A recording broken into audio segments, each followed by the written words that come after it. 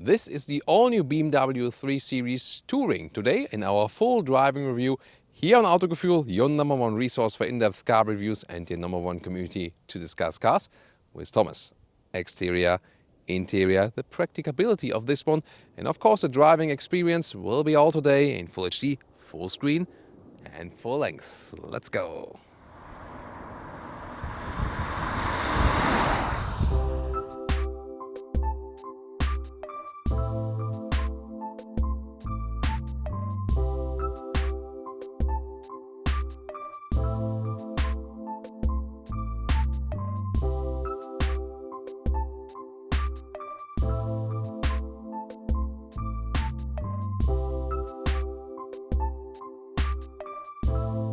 In the front, the new 3 Series has a bigger stance on the road. It's a little bit wider, 4 centimeters wider track in the front.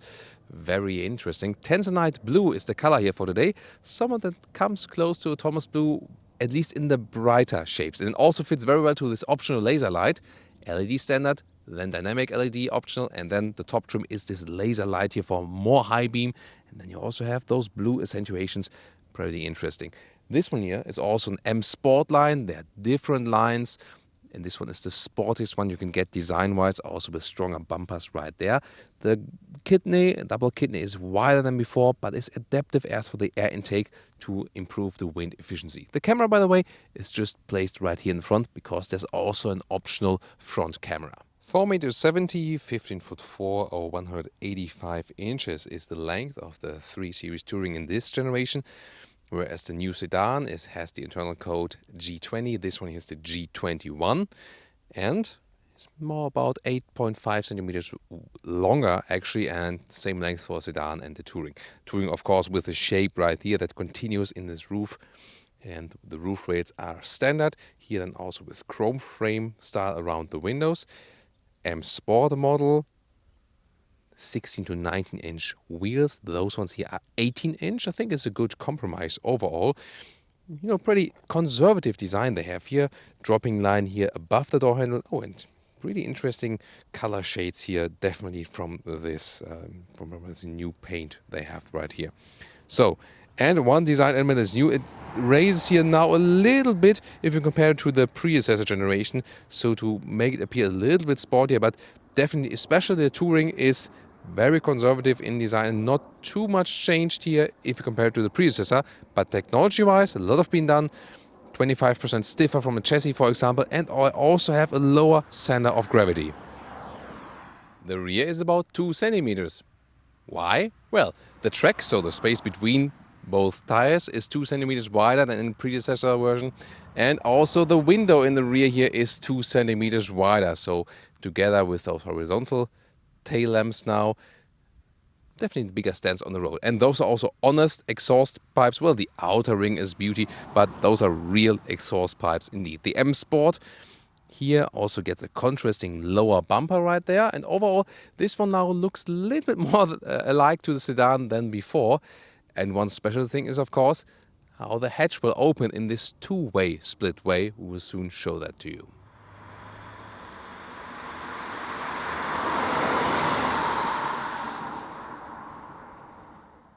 So, what's under the hood right here?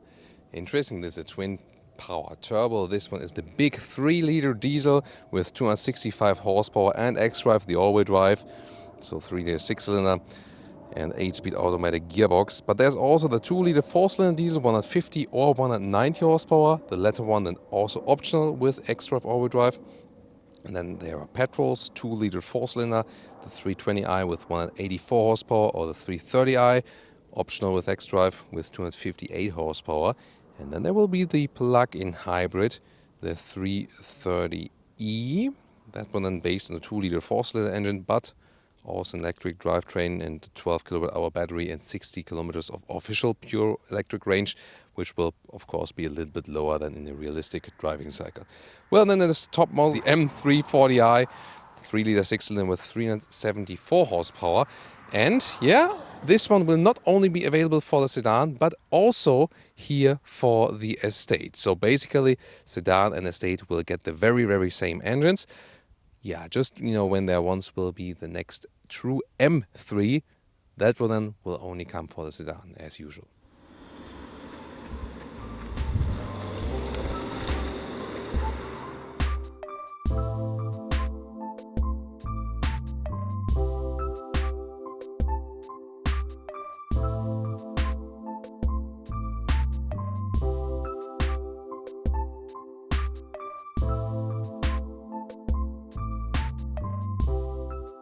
Car key with M colors if you have the M Sport model.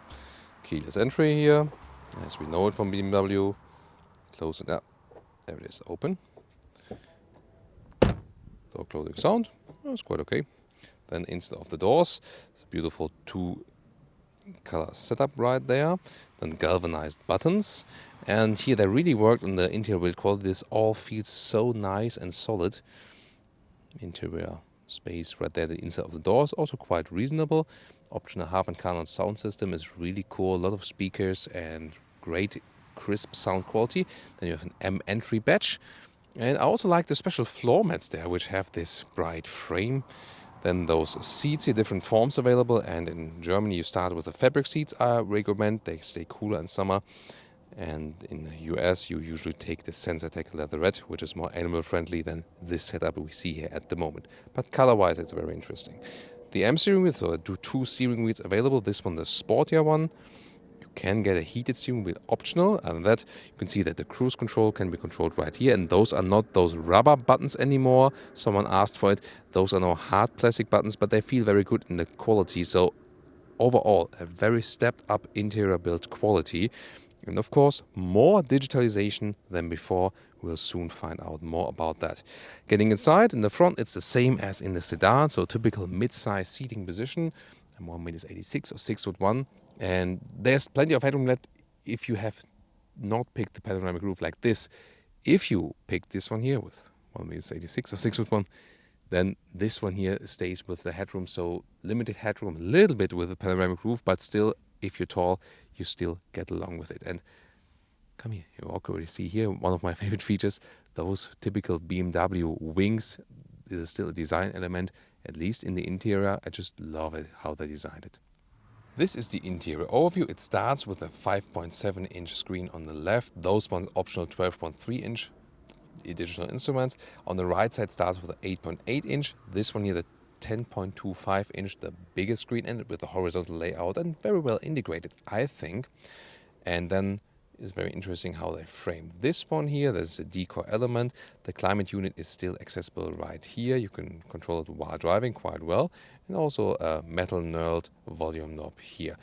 The lower area, you can slide that one open. You have the inductive charging platform for your phone and one normal USB charger there, adaptive cup holders, then a converter automatic gearbox, some hotkeys here on the left, for example, also for the camera when the engine is running.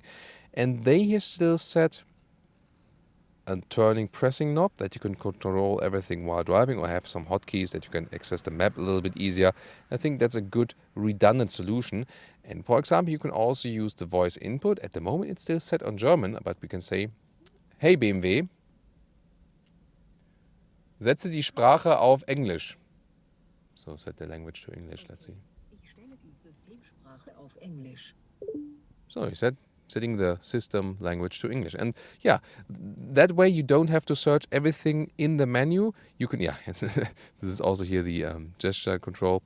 You can just use the voice control and then the search is done basically. So this is a good user case for the new voice input. In those digital instruments, we can at the moment see that one of the rear doors is open and also that the rear glass is open. Quite nice to see. And when you light up the car, it's like this. The RPMs go counterclockwise.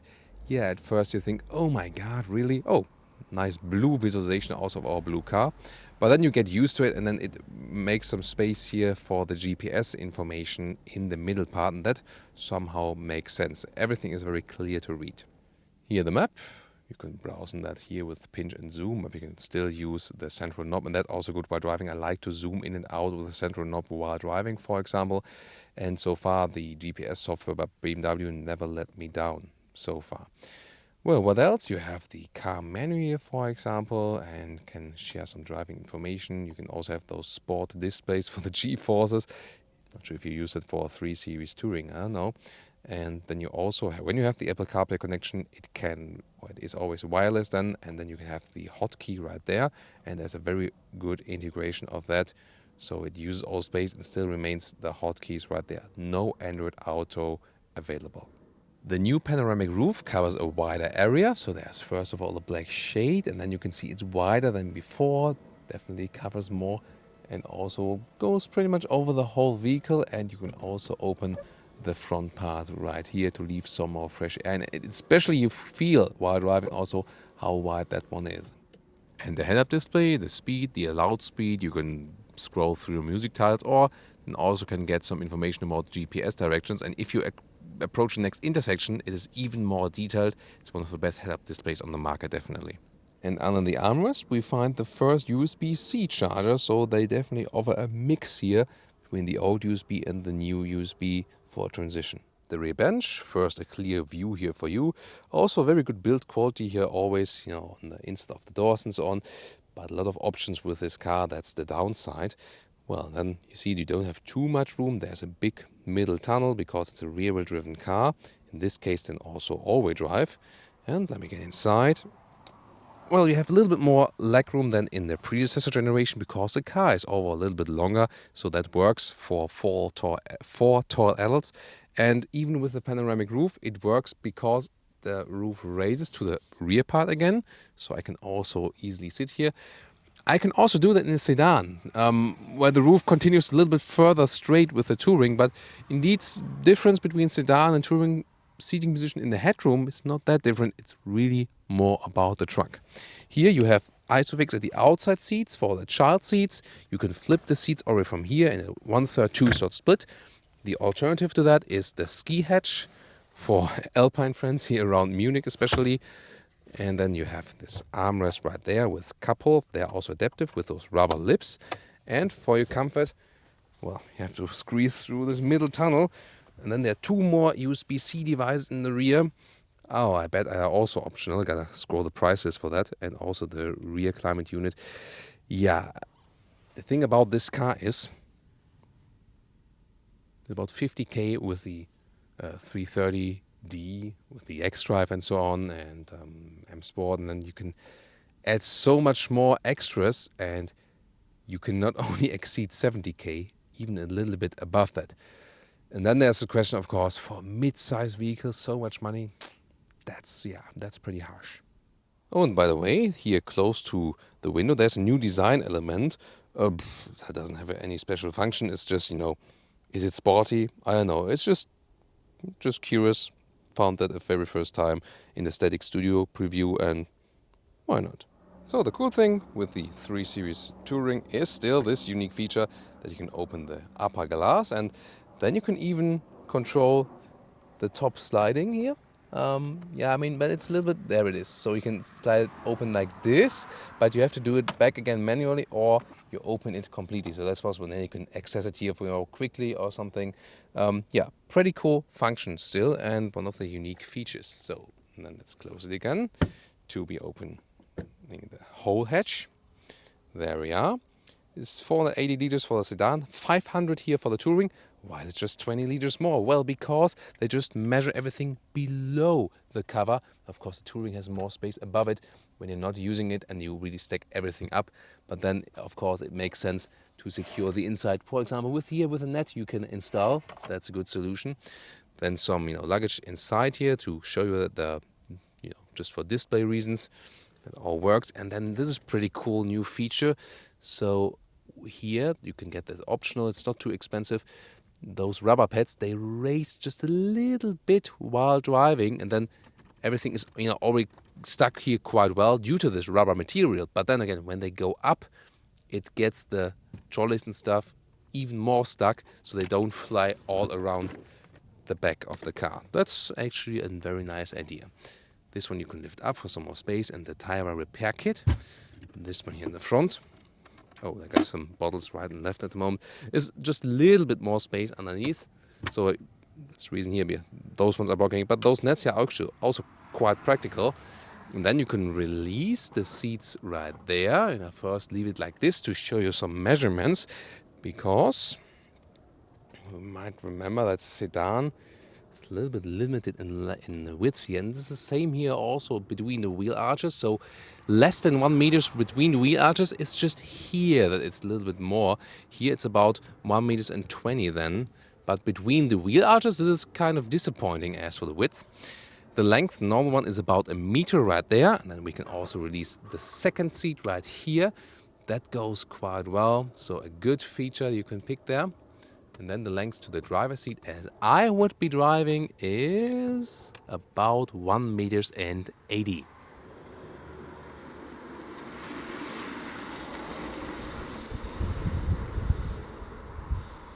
So welcome to Thomas's Driving Lounge with the BMW 3 Series Touring now. We've been driving the sedan before, and the big question at first is, of course, is there any difference between the feeling of the sedan and the Touring? And I mean, they both have the same wheelbase, it's the same base platform. Of course, a little bit more metal right here, and the sound acoustic might be a little bit different because there's more room on the interior. And yeah, I have to say, maybe the sedan is subjectively a little bit more silent. But I mean, it doesn't make a big difference, and also driving-wise, all the driving dynamics is pretty much the same. Maybe the sedan feels a little bit more sporty, but again, this is nothing which would make a major difference. We have the adaptive suspension inbuilt here. Might remember there's the normal new suspension for this new generation, which has those hydraulic cushions, and that one would be standard, and optional the M Sport, and optional the adaptive suspension here. And the adaptive one is really cool. It delivers a very good comfortable ride, definitely. So we're at the moment here also in a normal comfort mode, and this is really cool. So it evens out a lot of the bumps.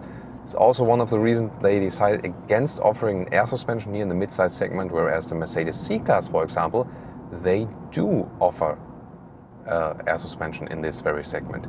Yeah, but I really think that this adaptive suspension does such a good job that you can, really live without an air suspension.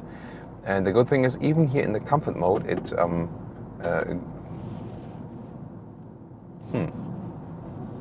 some bottle is flying around here, I'm not sure. Where is it? Or is it? Oh, it's my microphone inside. So it's live, authentic Autogefuehl. Yeah, so we gotta get the microphone out. Now we can do some slalom without any rattling sound. So it was my microphone transmitter inside the middle armrest. So a very good response from the suspension, and you can always go to the sports mode. Then also the suspension stiffens up a little bit. You can feel that. The difference is not like, not worlds, but you definitely feel that you have a little bit more control, a little bit more feeling to the road. The steering setup also changes. So when you are in comfort, for example, steering is very light.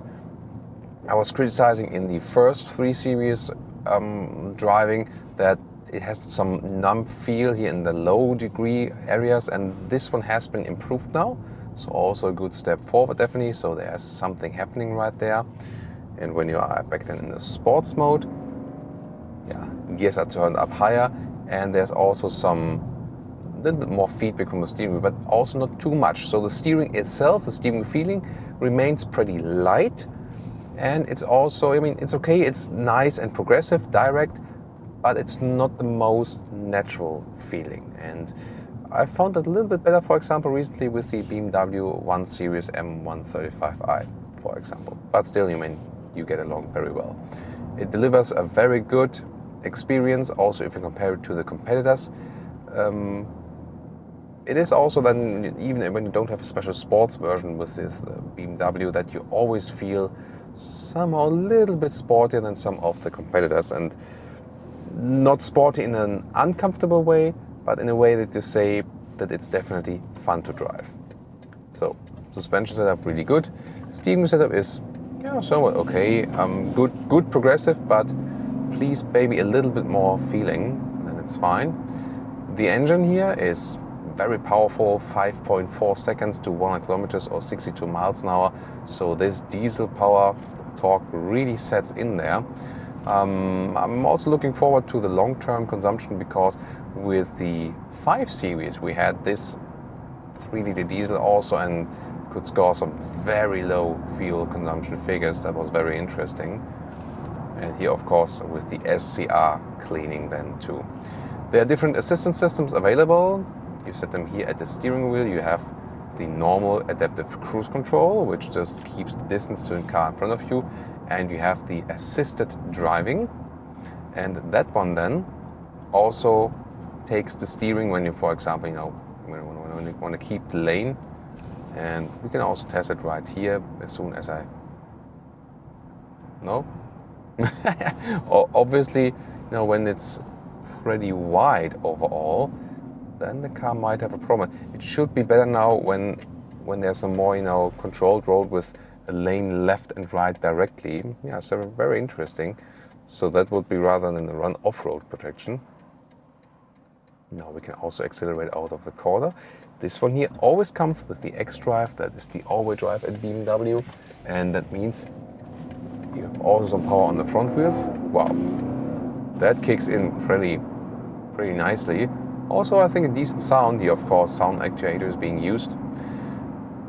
But still, even with the overdrive, it remains with a clear rear-wheel bias, because this is a rear-wheel driven platform still. So it's here rear plus front a little bit on demand. Will more play a role when you are in harsh conditions, in winter and so on. Other than that, you can also live with the pure rear-wheel drive models. Definitely, they will also drive a little bit sportier.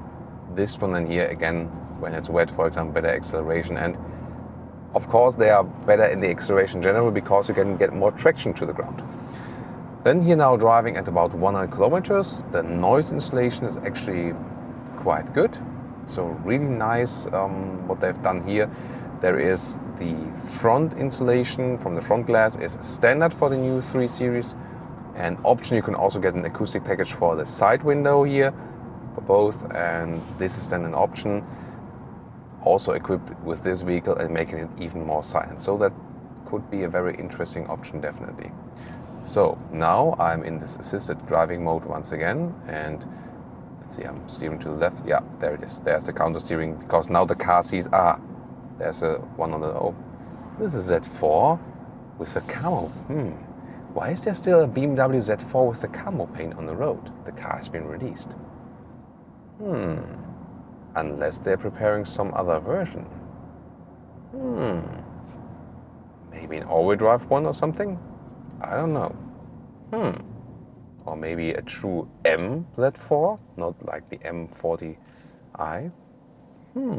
Like a real M Z4 or that Z4M. We'll keep you updated on that. Maybe we should follow that car and see like, oh, what's the exhaust? Yeah, but that's too late now. So definitely here underway in BMW country, so we can also see something of that. Very interesting as for that. So, but in normal driving, I usually deactivate this sophisticated driving assistant. It's on motorway driving. It's really cool to be able to relax a little bit more, but when you're cornering yourself and so on, it can be a little bit annoying. Then you can always switch back to the normal cruise control, so you definitely have the choice. The good thing about this diesel is here that because it has so much torque, when you have already picked up speed and then want to accelerate even further, you still have so much power left, and is almost, is totally flawless in that acceleration then, definitely. So this is also in comparison, the petrol engines usually a little bit quicker, from the low RPM regions, and the diesel, due to this higher amount of torque, can really pick up the speed when they have already been on speed. So this is one difference. So the mixed fuel consumption, we had some acceleration in here, some cruise control is so far 7 point something liters on 1 kilometers. That's still somewhat okay, but I would have expected a little bit less, definitely, because I had very good experience with this one here also in the 5 Series. Yeah, well, but we'll also keep you updated up to the conclusion when we've driven the car a little bit longer here. So nice acceleration again, shifts usually above 3,000 RPM when I go to the sports mode here. Actually, I am in the sports mode. Yeah, sometimes it's really, you can be mistaken which mode you are. But here, red background for the RPM meters, and the gears are turned up a little bit higher. And there's also the Eco Pro available. Then everything turns blue. This one then reduces the throttle input and also should gain back some energy. This is not a plug-in hybrid, but it has a battery which can recuperate some energy for vehicle consumers. It is somewhat already a mild hybrid system which BMW has been using for quite some time indeed, and also somehow makes sense. With the Eco Pro also everything gets a little bit more relaxed, definitely, from the driving experience. But I think being more relaxed is also one thing if you compare to the predecessor, especially because the noise insulation is definitely better. That's one of the key features. And upgrades in the suspension, especially here with the adaptive suspension, which is also now more upgraded and has a little bit more variety from the sports to the comfort mode. That's also quite interesting. So I'm going back to the sports mode to show you this acceleration now from 70 kilometers to 100. Plop, that's already it. That's what I meant. So if you have already picked up speed, there is still something coming. And what I feel here with the steering setup, I don't really like it in the sports mode, because in the sports mode it's a little bit more resistance towards the sides, but then the middle setup here from the steering wheel does not change that much. Whereas in the comfort mode, everything is somewhat soft, so to say. So I think that the steering setup in the comfort mode is overall definitely better and more fitting, is more harmonious throughout the whole vehicle. Other assistance systems that are important are, for example, the blind spot monitor. Oh, there's a red traffic light now, but I mean, those red traffic lights at least gives us a chance to be able to accelerate out further from standstill, which is not always possible in traffic. So blind spot monitor, it does not flash when you are stationary here, because then, say, okay, you should watch the traffic anyway. But then there's this triangle at the side mirror, and it flashes then when someone's approaching from the side when you're already driving. I will soon show that. Maybe you have already picked it up at some point. Or we go to sports mode, because then also the start-stop gets deactivated. And well, we can also really show you what this diesel is capable of. Definitely very interesting, because it is quite powerful. And you will see that right now as soon as the traffic light jumps to green.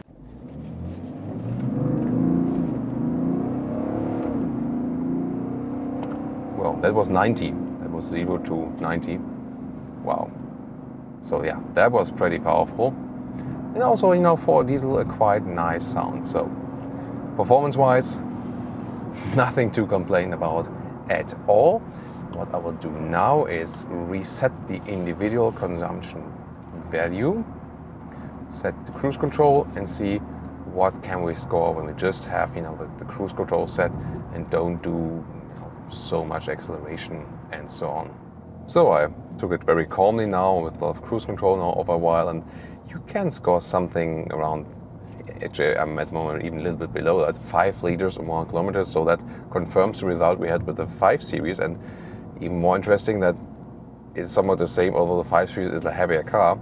So, but the X-Works fuel consumption figure, this in the infotainment system, so it's a value that is, the gesture control. So that is over the whole runtime of the car so far, says about 8 liters. So the truth for the realistic figure then will probably be something in between. I think so for this whole equipped car, this is actually quite good. It's also with the all-wheel drive here, so that also boosts the fuel consumption up quite often a little bit. Sound is also quite okay. The petrol engines are a little bit more fun from the low RPM areas, so it depends on how many kilometers per year you are running, if the diesel makes sense to you. But definitely in general for the riding, especially the adaptive suspension is really, really very well done, and the noise insulation those ones are probably the best upgrades here for the new generation. And again, the Touring, also a lot of fun here. They still deliver some driving fun here in this mid-size segment. I think I had a little bit more fun driving the sedan. Yes, again, the difference are not that huge. Maybe it's also something subjective, I don't know. But still, this one here will be the more practical choice, definitely. So if I had the choice between the two of those, yeah, probably I would still go for the Touring, because you can just load in things so much easier. Here, by the way, now it's so small birds. You really have to, pay attention to those small birds always. But here, pretty rough road, and the suspension still mastered it really well. But you feel that even in the comfort mode, the whole setup of the suspension is typical for BMW, rather a little bit in a sporty direction than, in a floating direction, so to say, like, air carpet ride like or something. Yeah, I hope you enjoyed also our Touring insight for today. Oh, that was interesting. So they was signaling me a stop sign, and indeed, I didn't expect it to be, a stop sign here at this intersection. So that was pretty helpful. Yeah. So again, live on Autogefuehl, nice to experience even more assistance systems with this car.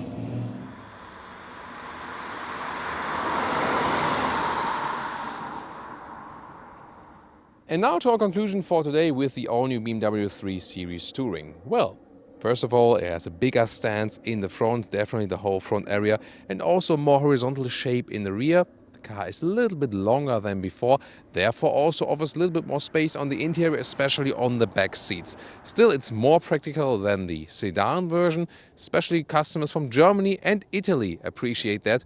That's where the estate here is the #1 seller inside the 3 Series setup. Interior, they have massively stepped up the build quality to the predecessor generation. That's really cool. And they also have a lot of different materials available for the seats, as I mentioned earlier. Driving wise, it's, I would indeed say it's a little bit different than the sedan. Of course, it's the same platform, same wheelbase. I think the sedan maybe feels a little bit more agile, but that could also just be a subjective issue. But I can just state what I experience here.